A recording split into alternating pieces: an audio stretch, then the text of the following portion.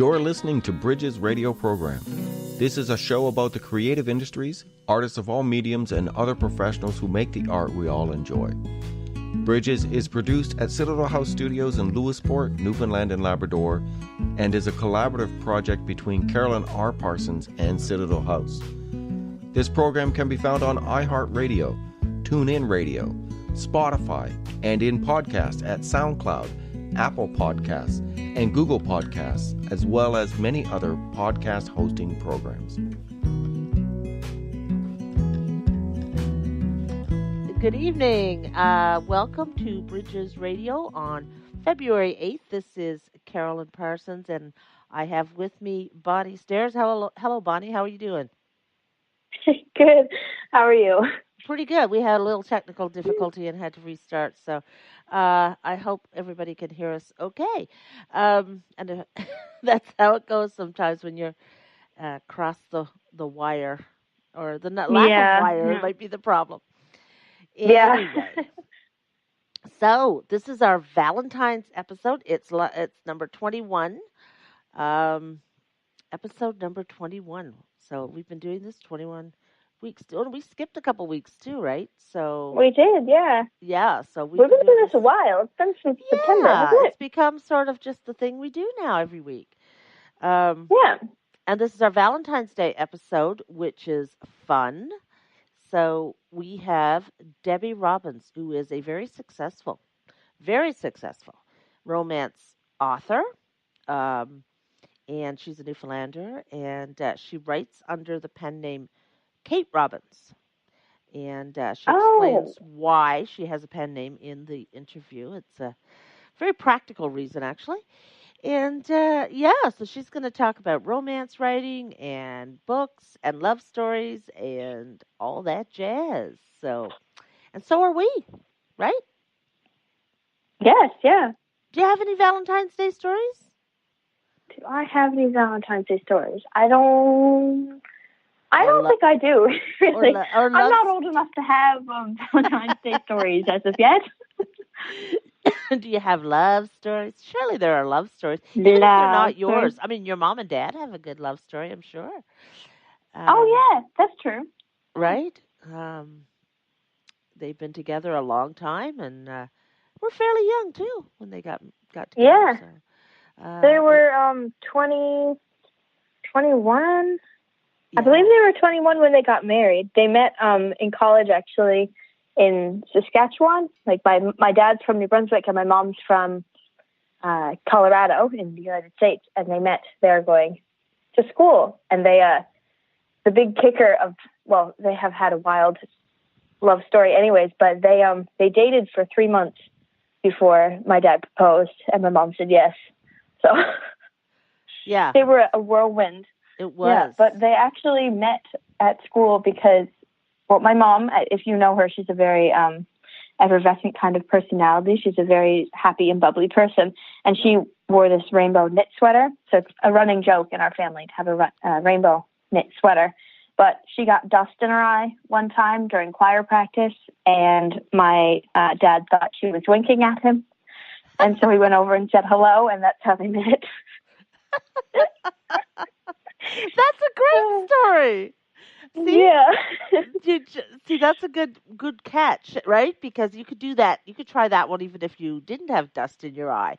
Because if he shows up and helps, then you've made the connection. And if he doesn't, you know. And meanwhile, you just tell everybody it was dust. Yeah. It was probably not dust. She was winking at him. But she's sticking to her story, right? Yeah. That's funny. See, I can't remember meeting Kent because we grew up together. But so somebody that you're always around. Right. So we grew up together. So, I mean, I remember when we got together as a couple, but like meeting is a totally different thing. And I have no recollection. I mean, we've been together since, we've known each other for all our lives. We're the same age. So I would imagine, though, that we probably met, like, more likely because we lived on, even though it was a small island, on opposite end of the island, you'd play with the kids in your own area, right?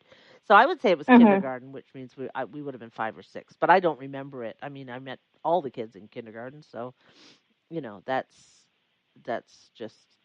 And he was a year ahead of me in school, even though there's only 6 months. So yeah, but we were 36 when we got together as a couple.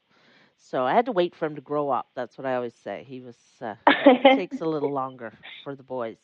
And I'm not sure I waited long enough yet, because there are moments. You guys have a pretty sweet wedding story, don't you? Our wedding story, yeah. So we've been together, yeah. So our wedding story, I tell that quick before, because it is a good romantic story to tell on Valentine's Day. So we had been together for, I don't know, maybe 10 years at that point, and we hadn't ever officially tied the knot, and or got engaged or any of that. And I bought him tickets to a hockey game, um, NHL hockey game in New York, uh, for Christmas. So the tickets were for March 31st, 2012. And we kind of just got it in our heads that we would get married while we were in New York. We would just go tie the knot, like nothing fancy, pay $75, go to someone's office and get married, because you can do that there. So I sent an email off to this officiant in New York, and she was in Manhattan, and the hockey game was the New York Islanders, which is on Long Island. And so we decided that we wouldn't go with her. She directed us to like there's a network. So she directed us to Aviva, who was a marriage officiant in Long Island. So we got in touch with Aviva, and I emailed her and told her our story and how we were coming down for the hockey game, and we just wanted. And I said, she said, well, I can do it, wherever you want. It doesn't make a difference. We said, well, why maybe just stop by the arena parking lot before we go to the game, just to make it, we're just like really not planning anything, right? Like, then we could just go in and watch the game. The main thing was to see the game. And so she said, well, what if we could get in the arena? And I said, well, that'd be great if we could get in there before the game. She said, well, I know someone in the corporate offices, so I'll make some calls and see what I can find out. So I didn't hear from her for a couple of days. And then when she emailed me back, she said, I got you 3 minutes at center ice, or in the Zamboni corner during the first intermission, um, to do it as part of the intermission show. And we were like, what? So she says, are you interested? And I'm like, yes. And she says, do you have to talk it over with your fiance? And I said, no. so that's what we did. So we didn't tell anybody. Yep. We wanted to be sure everything went on schedule, so we took a day and went down to Niagara Falls and just went over the border and got the marriage certificate. And even the people in the office, when we got the license, when we got the license, they were just so excited, and they're like, we're going to watch for this. And so then we had the license, and the day before we drove down to New York, because we were in Ontario, so we were only, I think it was a 12-hour drive or something. We had a room not far from the stadium, and the next day we got up, and it was March 31st, and before the game, we did a little pre-ceremony thing with Aviva, and we had written the vows, me and her, between us, or everything but the vows. And then we did the first period of hockey in our jerseys and jeans. That was the getup. And I wore my Bruins jersey, and he wore his New York Islanders jersey, because it was our teams facing off against each other. He's an Islanders fan. Yeah. I'm a Bruins fan. And they came and got us, and we went down, and when the first period ended, we got married.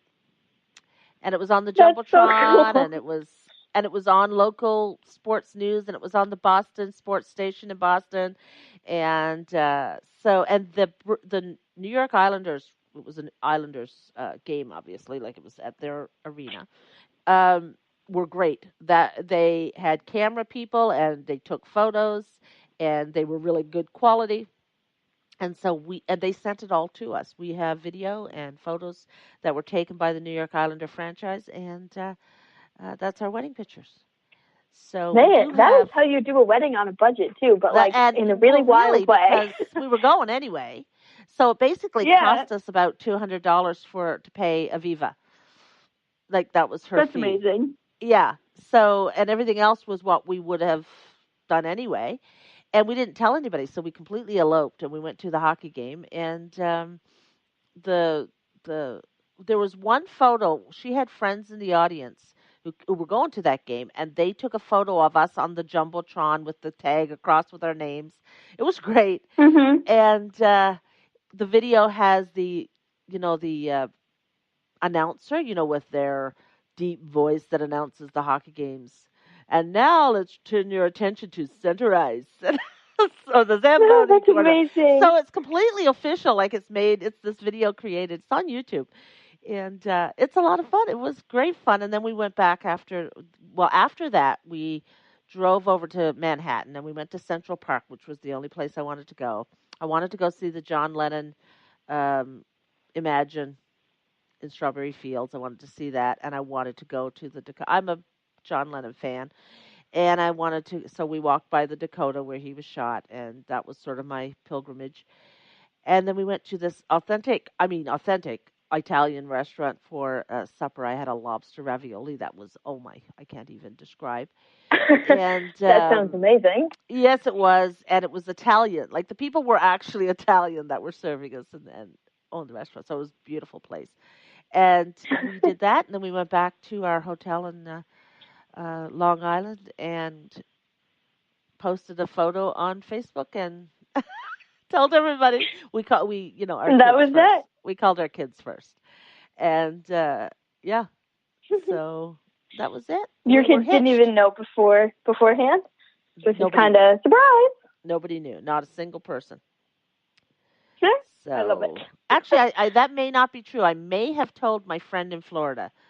I may have told her because I tell her almost everything, but she doesn't she would never tell anybody else. So she may have known that something was up, but nobody else did. Nobody in the family, and no, it was a big deal on Facebook. So yeah, that was it, and we were hitched, and that was that. I love it. That's a really good love story. And it's a great wedding story. We have played that video in some strange places. Like it just comes up, right? Anytime someone's talking about weddings, and then people want to, like even Christmas, we were at Terry Penny's birthday party, and we were chatting about something, and then someone says they got married at a hockey game, and and I'm like, hey, you want to see the video? And people were like, yes. So yeah.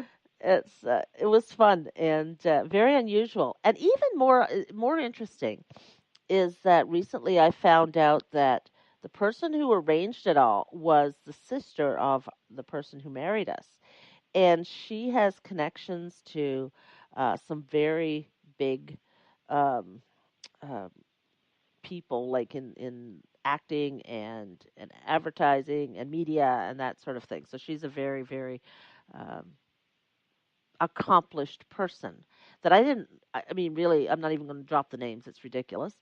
And she actually said that if I write up the story, she wants me to send it to her because she might amplify it using their ad platforms and stuff because they run some really big media things. So I have to actually sit down and write our wedding story in some sort of a reasonable fashion because it was really interesting.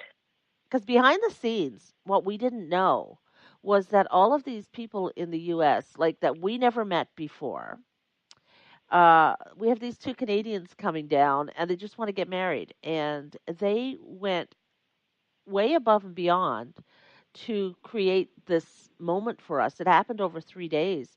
And we didn't know that. Like, we didn't know what had gone on behind the scenes. We just thought Aviva sent an email and someone said yes.